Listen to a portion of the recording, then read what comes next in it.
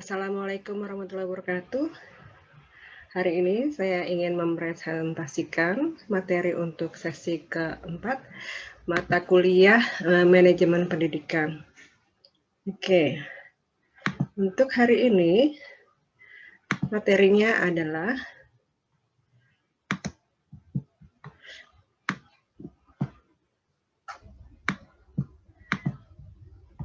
kepemimpinan dalam manajemen pendidikan.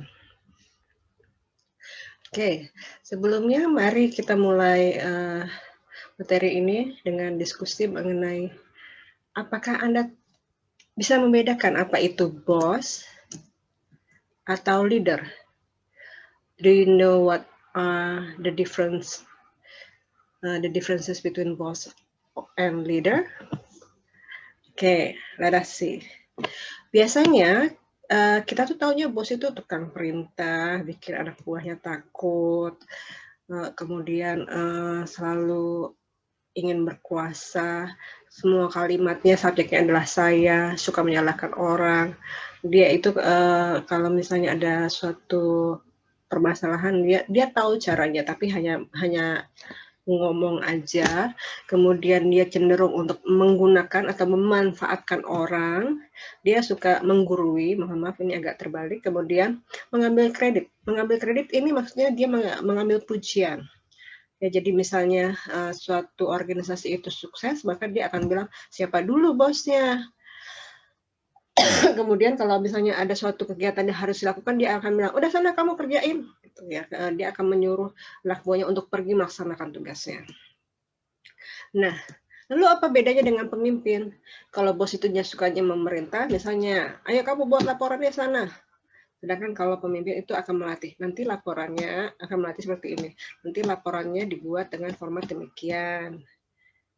Kemudian isinya adalah ini. Bahkan mungkin memberi contohnya bagaimana cara mengerjakan sesuatu. Selain itu, pemimpin tidak hanya mementingkan kekuasaannya, tapi dia sebagai pemimpin mempunyai niat baik untuk memperbaiki, membuat organisasi dan anak buahnya, bahkan masyarakat menjadi lebih baik. Pemimpin itu tidak membuat anak buahnya takut, dia justru membuat anak buahnya bangga dengan kemampuan mereka. Dia mampu membuat anak buahnya bangga kepada bosnya, kepada pemimpinnya. Misalnya pada suatu sekolah, seorang kepala sekolah itu bisa membuat anak buahnya, para guru, staf, dan para siswa bangga atas sekolah mereka. Kemudian dia bukan menggunakan saya sebagai subjek, tapi kita. Ayo kita bangun sekolah kita. Ayo kita perbaiki mutu pendidikan di sekolah kita, seperti itu. Kemudian dia tidak menyalahkan, tapi malah memecahkan masalah. Misalnya tahun ini nih jumlah siswa menurun, maka dia bukan akan memarahi bagian marketing. Gimana sih marketing ini promonya kurang gencar, tapi dia akan mencari masalahnya dulu. Ini kenapa ya kira-kira jumlah siswa atau mahasiswa menurun? Oh, ternyata karena masalah pandemi COVID-19 gitu ya. Mungkin masyarakat secara ekonomi kemampuannya menurun atau kepercayaan pada institusi sekolah menurun. Nah, kalau begitu mari kita diskusikan bersama gimana caranya supaya kita bisa membantu masyarakat untuk mengemban pendidikan yang baik dengan kondisi ekonomi sekarang dan juga tetap memberi kepercayaan pada masyarakat dalam keadaan seperti ini, sekolah kita dapat memberi kualitas yang baik. Nah, ya udah memecahkan masalah, maka dia akan menunjukkan caranya kepada anak buahnya. Kemudian dia tidak memanfaatkan orang, tapi malah melayani orang, itu ya. Seumpamanya, pernah ada kejadian 2 tahun yang lalu kira-kira ya, ada suatu sekolah SMA negeri yang ternama di Tangerang. Itu kepala sekolahnya ketika itu mengatur manajemennya kurang baik ya. Jadi biasanya kan kalau misalnya ada SNMPTN ya, sistem undangan itu, kepala sekolah akan menyerahkan langsung ke wakil kepala sekolahnya gitu. Udah kamu wakil kepala sekolah tolong urus masalah siswa-siswa undangan, siswa-siswa SNMPTN. Nah, jadi suatu ketika mungkin wakil kepala sekolahnya ganti atau bagaimana, atau kepala sekolah yang baru atau bagaimana, dia tidak memahami, karena dia biasa memanfaatkan orang, dia tidak memahami bagaimana prosedur melayani siswa untuk mendapatkan undangan dari perguruan tinggi gitu. Seharusnya kepala sekolah dibantu dengan stafnya melayani para siswa yang berprestasi, yang menjembatani, memfasilitasi siswa-siswa tersebut untuk mendapat undangan dari perguruan tinggi negeri. Kemudian kalau bos itu menggurui, maksudnya sok tahu gitu ya. Ini tuh caranya begini-begini, harusnya begini begitu.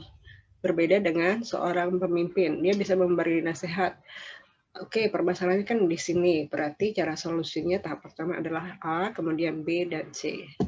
Nah, di sini kalau ada suatu peristiwa yang bagus, pemimpin tidak mengambil semua pujian untuk dia, bahkan dia memberi pujian kepada anak buahnya. Contohnya, tidak mungkin kita berhasil mencapai prestasi ini tanpa kerjasama dari semua pihak, dari para staf, guru, dan bahkan juga para siswa dan orang tua murid. Kemudian ketika ada sesuatu yang harus dilakukan, dia bukan memerintahkan, sana kamu kerjakan, tapi dia akan bertanya, oke, kayak kalau bahasa Inggris itu pakai would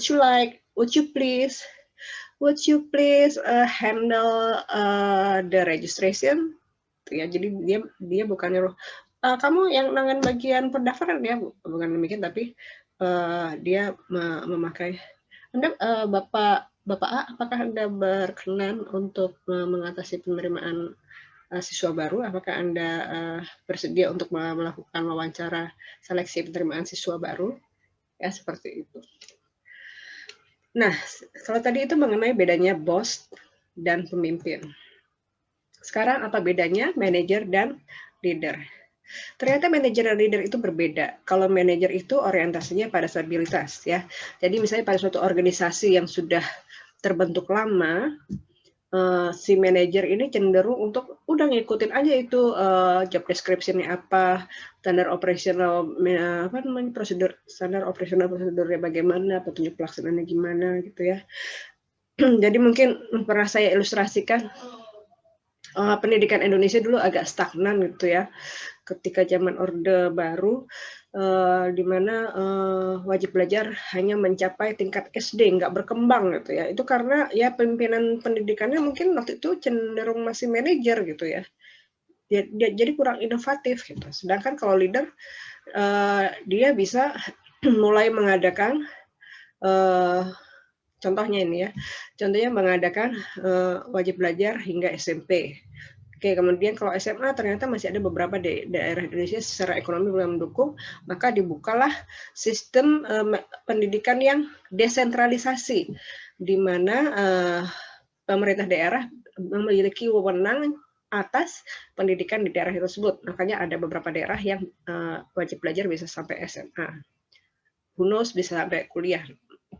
Oke, jadi leader itu bukan hanya mengikuti sistem yang udah ada, tapi dia selalu berinovasi ya. Misalnya tadi itu, yang tadinya wajib belajar hanya sampai tingkat SD bisa berkembang sampai SMP dan SMA. Kemudian sekarang ini nih contohnya di sejak tahun lalu ya, kita mendengar Menteri Pendidikan kita Nadiem Makarim, dia punya ide tentang kampus merdeka. Jadi sebetulnya kalau tujuan dari kampus merdeka ini adalah mengembangkan soft skill peserta didik supaya nanti siap kerja kan. Contohnya soft skill itu contohnya saya sudah sebutkan kemampuan berkomunikasi, berpikir kritis, berkolaborasi dan kreatif menghasilkan karya gitu. Itu sebetulnya kalau di Amerika itu sudah dari tahun 2000-an awal. Jadi tapi karena sekali lagi pimpinan pendidikan Indonesia masih banyak yang sifatnya manajer, mereka tidak aware dan tidak melakukan apapun tentang soft skill ini. Baru kemudian Nadiem Makarim dengan sifatnya yang sebagai karakter sebagai leader, dia memiliki inovasi untuk mengambil kebijakan kampus merdeka, di mana di situ universitas bisa membuat mahasiswanya nggak hanya belajar di kampus, tapi juga melakukan pertukaran pelajar, melakukan pengabdian masyarakat, penelitian, gitu. Mari kita lanjutkan. Jadi apa sih sebetulnya kepemimpinan itu? Kalau kita cari referensinya banyak sekali definisi dari leadership atau kepemimpinan ini. Kalian bisa googling, lihat di Wikipedia, atau dari berbagai macam buku. Salah satunya saya ambil dari buku Manajemen Berbasis Sekolah. Ini bukunya.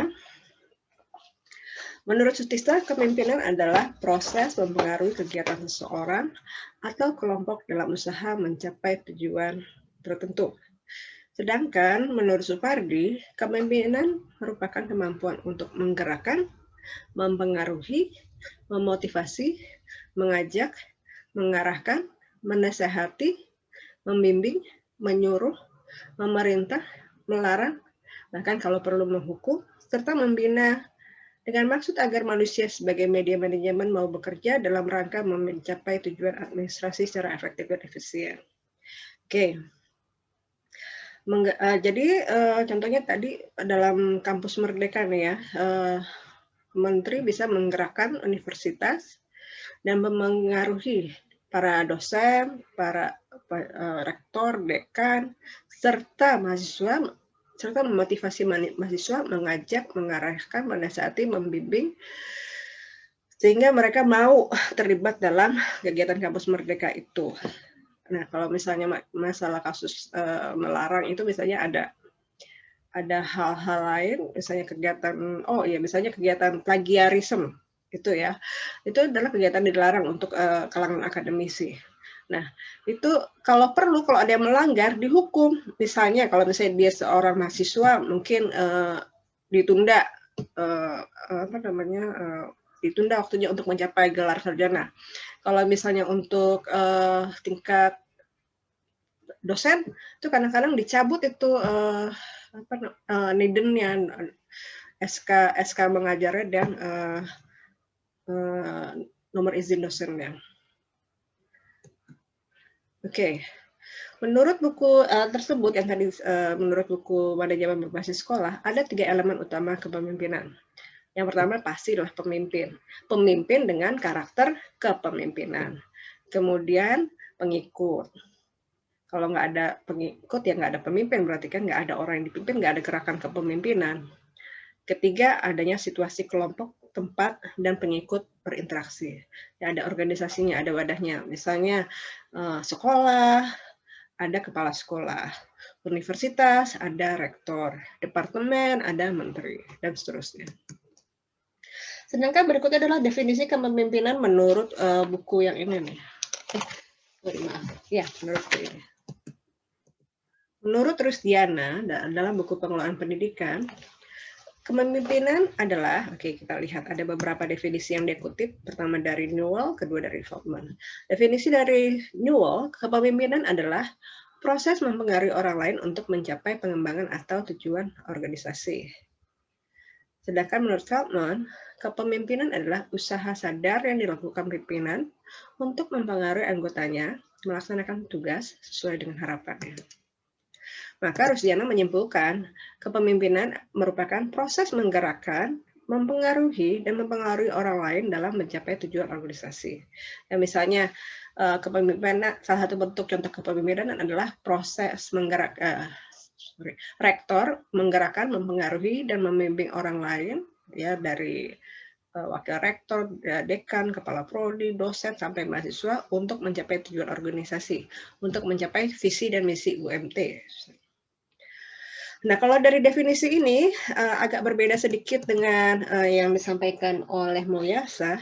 Unsur dalam kepemimpinan ada 4, bukan hanya pemimpin, pengikut, dan situasi atau wadah organisasinya, tapi juga pasti sasarannya. Ya kan, ngapain kita melakukan kepemimpinan kalau nggak ada tujuannya. Pasti pemimpin itu dia memimpin, mengarahkan anak buahnya di dalam suatu organisasi untuk sampai ke tujuan tertentu. Oke, berikutnya akan kita lihat hubungan manajemen dan kepemimpinan. Bagaimana sih? Apakah terpisah kepemimpinan manajemen? Kalau seperti ini, maka bisa bisa ada kecenderungan kepemimpinan itu pemimpin itu kurang peduli dengan manajemen, yang penting gue lah, anak buah gue mau ngapain terserah, gue tinggal tahu beres aja. Atau tumpang tindih. Nah, ini juga repot kalau kepemimpinan dan manajemen tumpang tindih. Nanti pemimpinnya ini ingin semua dia yang melakukan, malah dia jadi overwhelmed, gitu ya, manajemennya jadi nggak benar juga gitu. Jadi anak buahnya, udahlah bos, gue udah ngerjain semua ini, ngapain gue ikut kerja. Jadi kurang ada rasa kebersamaan, ya, semua hanya ditangani oleh pemimpinnya. Atau kepemimpinan itu bagian dari manajemen. Kalau ini juga agak bahaya. Kalau seperti ini, maka si pemimpin akan mengkondisikan manajemen itu hanya untuk kepentingan dia, gitu. Misalnya anggaran buat kepentingan gue, pokoknya ini anggaran gimana caranya gue dapat mobil, dapat fasilitas alat-alat, dapat insentif makan, dapat bonus dari setiap kegiatan. Nah, jadi semuanya itu buat si pemimpinnya sendiri. Ini kan bahaya gitu. Dan semua staf itu harus bekerja untuk dia, bukan untuk kemajuan organisasi atau kemajuan stakeholder masyarakat atau kalau dalam bidang pendidikan untuk peserta didik. Nah, yang ini lebih sesuai. Kepemimpinan adalah bagian dari manajemen. Karena kalau posisi pemimpin di dalam manajemen, maka dia akan berupaya menggerakkan seluruh manajemen itu untuk kebaikan organisasi, bahkan lebih jauh untuk kebaikan masyarakat. Nah, jadi karena dia adalah bagian manajemen, maka pemimpin adalah manajer juga. Dia memiliki peran interpersonal, informasional, dan desisional. Dalam peran interpersonalnya, pemimpin merupakan pemuka simbolis, dan pemimpin untuk anak buahnya juga perantara antara organisasi dengan pihak luar. Perantara antara anggota juga. Kemudian dalam peran informasional, pemimpin memonitor aliran informasi di dalam informasi di dalam organisasi maupun informasi keluar dan informasi yang masuk ke dalam organisasi. Memilah informasi apa, kemudian juga menjadi perwakilan organisasi. Dalam melakukan peran desisional atau pembuatan keputusan, pemimpin adalah wira swasta. Ya, kalau perlu, kalau anggaran suatu organisasi terbatas, ya perlu diadakan kegiatan wira swasta, misalnya membuka koperasi atau mencari sponsor atau mengembangkan wirausaha pada peserta didik. Kemudian dia juga pernah hal kesulitan, ya. Jadi kalau ada kesulitan dia juga membantu cari pemecahan masalahnya, mengalokasikan sumber daya manusia, sumber daya keuangan, sumber daya alam, dan juga merupakan negosiator, ya. Sekali lagi kalau ada masalah internal ataupun eksternal di antara berbagai pihak, nah di sini pemimpin berperan sebagai negosiator. Kemudian karena pemimpin adalah manajer, maka harus pahami juga nih keterampilan manajerial di setiap level. Oke, kita ketahui ada 3 level manajerial. Ada top manager, middle manager, atau low manager. Oke, kita contohkan top manager kalau di bidang pendidikan mungkin rektor gitu ya. Sedangkan middle manager misalnya dekan dan low manager misalnya kepala prodi.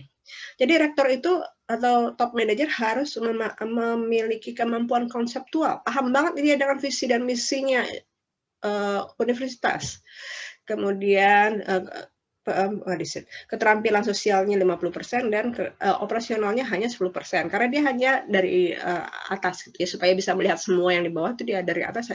Jadi secara konsep dia udah tahu bagian ini visi misi itu ini. Sedangkan bagian ini harusnya bekerja begini. Ini yang ini di tingkat fakultas seperti ini dan di tingkat prodi seperti ini. Dia udah punya gambarannya, tapi dia nggak harus melaksanakan semuanya sendiri. Oke, sedangkan berikutnya adalah middle manager. Dia jadi akan berhubungan langsung dengan top manager dan juga menyebatani antara top manager dan middle manager. Di sini dia keterampilan manajernya 25% karena dia udah mulai anak buahnya ada beberapa. Dan dia harus memiliki kemampuan sosial 50%. Kemudian kemampuan operasional 25%, masih ikut serta dalam kegiatan operasional, misalnya penyelenggaraan UTS, UAS, penerimaan mahasiswa baru, dia masih terlibat. Oke, kemudian selanjutnya level low manager. Nah, di sini